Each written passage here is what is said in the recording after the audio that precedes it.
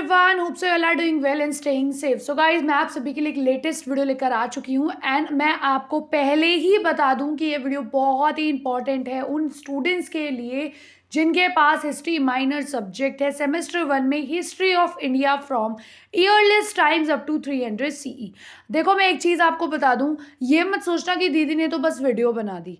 मैंने आपके लिए ये मोस्ट इंपॉर्टेंट क्वेश्चंस, पुराने क्वेश्चन पेपर्स को कंपेयर करके जो क्वेश्चन सबसे ज़्यादा रिपीट हुए हैं, और मैं 100% श्योर हूँ कि वही क्वेश्चंस आपको देखने को मिलने वाले हैं, तो मैं उन्हीं पर वीडियो लेकर आई हूँ।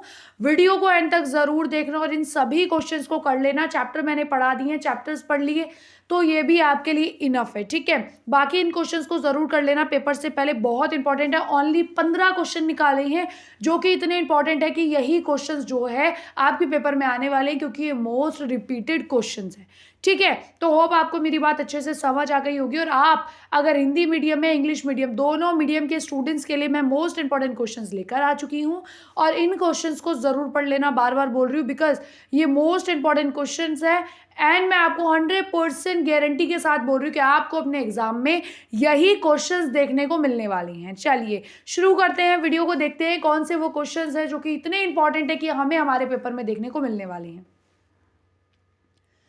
सो देखो, सबसे पहले यहाँ पे आप देख सकते हो कि आपका पहला क्वेश्चन है, प्रारंभिक भारतीय इतिहास की पुनर्रचना के लिए पुरातात्विक स्रोतों के महत्व की विवेचना करिए। तो ये बहुत इंपॉर्टेंट क्वेश्चन है और ये 2-3 क्वेश्चन पेपर में एज इट इज रिपीट हुआ है।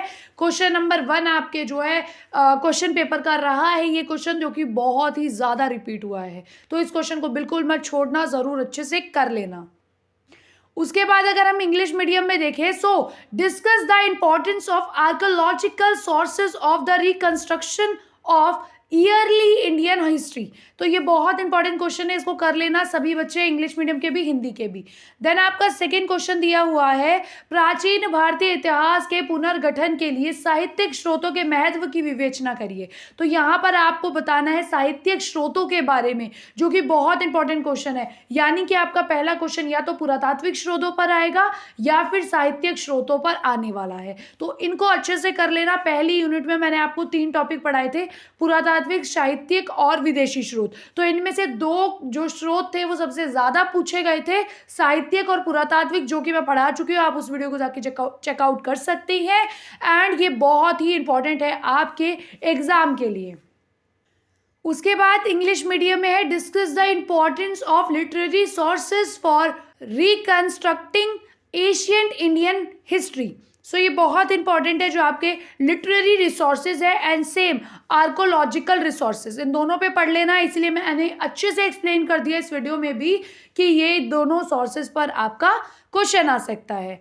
देन थर्ड क्वेश्चन यहाँ पर दे रखा है, भारतीय पुरापाषाण संस्कृतियों की प्रमुख विशेषताओं का संक्षिप्त वर्णन कीजिए। तो यहाँ पे आपकी जो पुरापाषाण संस्कृति है, जो कि आपकी सेकेंड यूनिट है हिस्ट्री की, उसमें से पुरापाषाण संस्कृतियों के बारे में आपसे जो है क्वेश्चन आया है कि उसकी विशेषताओं पर संक्षिप्त वर्णन कीजिए, ठीक है।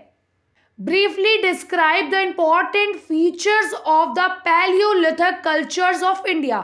So basically ये क्वेश्चन बहुत इंपॉर्टेंट है, आपको एज इट इज देखने को मिल सकता है।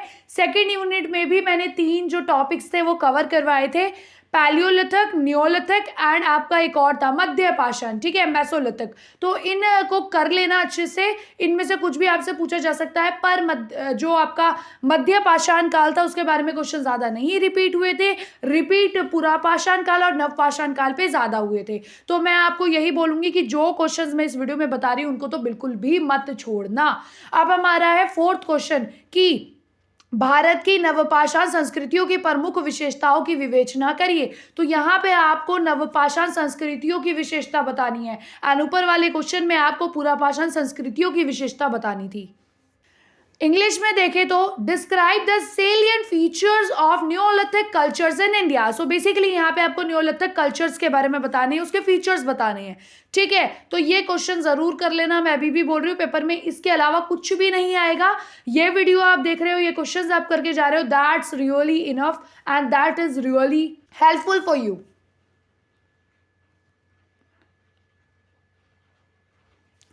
सो गाइज यहाँ पे आपका 5th क्वेश्चन आ गया है, हड़प्पा सभ्यता के लोगों के समाज एवं धर्म का विवेचना कीजिए। तो यहाँ पे आपको हड़प्पा सभ्यता के जो लोग थे, वहाँ का समाज था, लोग कैसा धर्म जो है, किस धर्म को मानते थे, कैसी उनकी मान्यताएं थी, उनके बारे में आपको डिस्क्राइब करना है, डिस्कस करना है। सो इंग्लिश मीडियम में देखिए, सो discuss the society and religion of the Harappans. तो बेसिकली जो हड़प्पन थे, हड़प्पा सभ्यता में लोग रहते थे, उनके बताना है सामाजिक और धर्म की विवेचना करनी है, कैसे जो है वो समाज में अपनी भूमिका निभाते थे और कैसे वो धर्म को मानते थे, किस धर्म को मानते थे, वो सब आपको लिखना है।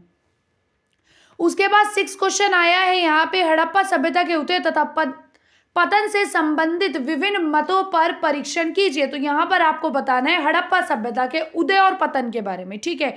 ये क्वेश्चन रिपीट हुआ है, 3rd यूनिट का है आपका, और ये दोनों क्वेश्चन ही ऐसे क्वेश्चन है जो बहुत रिपीट होते हैं हड़प्पा सभ्यता से, ठीक है। और ऊपर ये दोनों क्वेश्चन आपके 2nd यूनिट से थे। यहाँ पे जो आपके ये क्वेश्चंस है, ये 3rd यूनिट से मैं बता दूं तो इनमें से कोई भी क्वेश्चन आ सकता है, लाइक लोगों के समाज एवं धर्म की विवेचना कीजिए, या उदय और पतन से संबंधित पूछ सकते हैं, या फिर हड़प्पा सभ्यता की अर्थव्यवस्था क्या है वर्णन कीजिए, ये आपसे क्वेश्चन पूछा जा सकता है। तो इन तीनों में से कोई भी क्वेश्चन आपका आ सकता है 3rd यूनिट में से, ठीक है। तो तीनों को अच्छे से कर लेना। इंग्लिश मीडियम में देखें तो examine the various theories related to the origin and decline of the Harappan civilisation, ठीक है। देन सेकंड आपके यूनिट दे रखी है, हड़प्पा सभ्यता की अर्थव्यवस्था का वर्णन करो। तो बेसिकली आपको डिस्कस करनी है the economy of Harappan civilisation, ठीक है। तो अर्थव्यवस्था के बारे में लिखना है, हड़प्पा सभ्यता की कैसी थी, और ये क्वेश्चन भी बहुत रिपीट होता है, तो इन क्वेश्चंस को बिल्कुल मत छोड़ना। देन आपका यहाँ पे 8th क्वेश्चन दिया हुआ है कि हड़प्पा नगरीकरण की मुख्य विशेषताओं पर एक निबंध लिखिए। तो यहाँ पर जो हड़प्पा का नगरीकरण हो रहा था, इट मीन्स जो शहरों की तरफ जा रही थी सभ्यता, वो एक विकसित सभ्यता थी, तो बस उसी की विशेषताएं बतानी है और उस पर एक निबंध लिखना है, पैराग्राफ लिखना है, ठीक है। सो यहाँ पे इंग्लिश में देखिए, so write an essay on the main features of Harappan urbanisation. So basically Harappan urbanisation जो हो रहा था उसके मेन फीचर्स आपको यहाँ पे लिखने हैं, राइट करना है ऐसे, ठीक है। सो होप आपको ये चीज समझ आई होगी। देन आपका 9th क्वेश्चन दिया गया है, उत्तर वैदिक काल की राजनीतिक एवं सामाजिक दशा की चर्चा कीजिए। तो उत्तर वैदिक जो काल है उसकी राजनीतिक और सामाजिक दशा पर आपको चर्चा करनी है, डिस्कस करना है। एंड आप बोलोगे कि दी इनके प्लीज हमें वो बता दो आंसर क्या है, तो मैं आपको पहले ही बता दूं, जो मैंने चैप्टर्स पढ़ाए हैं उन चैप्टर्स की वीडियोस को देख लो, that is enough for you, और उन वीडियोस में से ही ये सारे क्वेश्चंस जो है कवर हो जाएंगे। अब यहाँ पे इंग्लिश में देखिए, सो discuss the political and social condition of the post वैदिक पीरियड। सो बेसिकली जो उत्तर वैदिक काल था उसकी पॉलिटिकल एंड सोशल कंडीशन के बारे में आपको यहाँ पे लिखना है। देन चलते हैं 10th क्वेश्चन की तरफ। ये देखिए बच्चों, यहाँ पे ना मिसप्रिंट हो गया, 11th आ गया, बाकी ये 10th क्वेश्चन है। सो मैंने 15 क्वेश्चन ही लिए हैं, ठीक है। बहुत इंपॉर्टेंट है, सभी एक बार जरूर कर लेना। सो यहाँ पर आ गया है आपका क्वेश्चन नंबर 11, जिसमें लिखा है पूर्व वैदिक काल की आर्थिक और राजनीतिक दशा का आंकलन कीजिए। सो बेसिकली यहाँ पे आपको पूर्व वैदिक काल के बारे में बताना है, यानी कि assess the economy and political condition of the pre Vedic period. So basically यहाँ पे आपको इकोनॉमिक एंड पॉलिटिकल कंडीशन बतानी है प्री वैदिक पीरियड की। तो ये क्वेश्चन जो है वैदिक काल से बहुत आता है, वैदिक काल वाले चैप्टर से आता है कि पूर्व वैदिक काल है और जो उत्तर वैदिक काल है, उन दोनों में से ज्यादा क्वेश्चंस देखने को मिले हैं, तो इन क्वेश्चंस को कर लेना, ये मोस्ट इंपॉर्टेंट क्वेश्चंस है। और जो मैंने वीडियोस बनाई है चैप्टर्स की, उन्हें जरूर देख लेना, आपको क्लियर हो जाएंगे सारे आपके डाउट्स, ठीक है। सो यहाँ पे आपका 12th है क्वेश्चन, बौद्ध धर्म के उदय के कारणों का विश्लेषण कीजिए। सो बेसिकली यहाँ पे आपको बताना है बौद्ध धर्म के उदय हुआ था, जो राइज हुआ था, उसके क्या रीजंस थे वो बताने हैं, ठीक है। सो इंग्लिश में देखें तो analyse the causes that lead to the rise of the Buddhism, ठीक है। सो यहाँ पे आपको बौद्ध धर्म के बारे में बताना है, बुद्धिज्म के बारे में बताना है, ठीक है।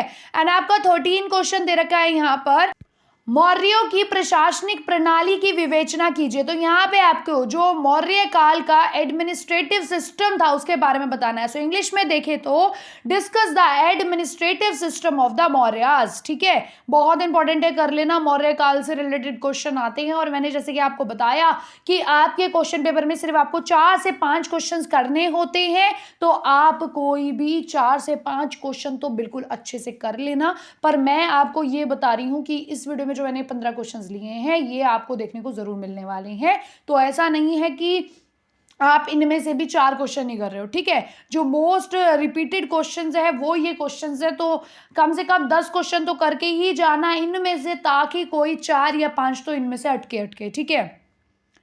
14वां क्वेश्चन दे रखा है यहाँ पे। बेसिकली ये आपका 13th क्वेश्चन है, बट यहाँ पर सीरियल नंबर की मिस्टेक हुई है, उसके लिए सॉरी। अशोक के धर्म की विवेचना कीजिए। यहाँ पे आपको अशोक के धर्म के बारे में बताना है और उसके प्रसार के लिए उसे क्या कदम उठाए।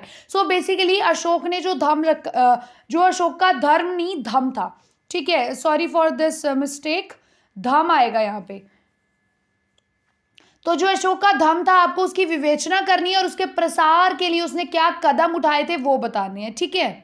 जो अशोक का धम था उसे इंग्लिश में भी अशोकास धम ही बोला जाता है, ठीक है, अशोकास धम। यहाँ पे मैं उसी की बात कर रही हूँ। यहाँ पे इस क्वेश्चन में मिस्टेक हुई है, प्रिंट में मिस्टेक हुई है, मैं आपको बता दूँ। यहाँ पे अशोक के धम की बात हो रही है, ना कि धर्म की, ठीक है। यहाँ पे रिलीजन नहीं आएगा, यहाँ पे अशोक का धम आएगा। डिस्कस द धम of Ashoka, What steps should he takes to spread them? मतलब अपने इस धर्म को फैलाने के लिए उसने क्या क्या कदम उठाए थे वो आपको बताना है। देन आपका यहाँ पे 14वां क्वेश्चन आ जाता है, भारतीय इतिहास में सातवाहन वंश के योगदान का मूल्यांकन कीजिए। बेसिकली यहाँ पे आपको सातवाहन डायनेस्टी के बारे में बताना है कि evaluate the contribution of the Satavahana dynasty in Indian history, कि भाई जो भारत का इतिहास है उसमें सातवाहन वंश के क्या योगदान रहे, उन्हीं के बारे में आपको यहाँ पर बताना है। देन आपका लास्ट 15th क्वेश्चन है, भारतीय इतिहास में संगम युग के महत्व की विवेचना कीजिए। बेसिकली यहाँ पे आपको संगम युग के बारे में बताना है। अगर क्वेश्चन को इजी लैंग्वेज में बोलूँ या फिर इंग्लिश में पढ़ूँ तो discuss the significance of Sangam age in Indian history. Basically यहाँ पे आपको संगम युग के महत्व, इंपॉर्टेंस के बारे में बतानी है, उसको सिग्निफाई करना है, ठीक है। ये क्वेश्चंस थे 15 जो कि बहुत इंपॉर्टेंट थे और आपको एज इट इज आपके एग्जाम में देखने को मिलने वाले हैं। तो इन्हीं क्वेश्चंस को अच्छे से करके जाना। All these questions you have to done and these all are really very helpful for your exams.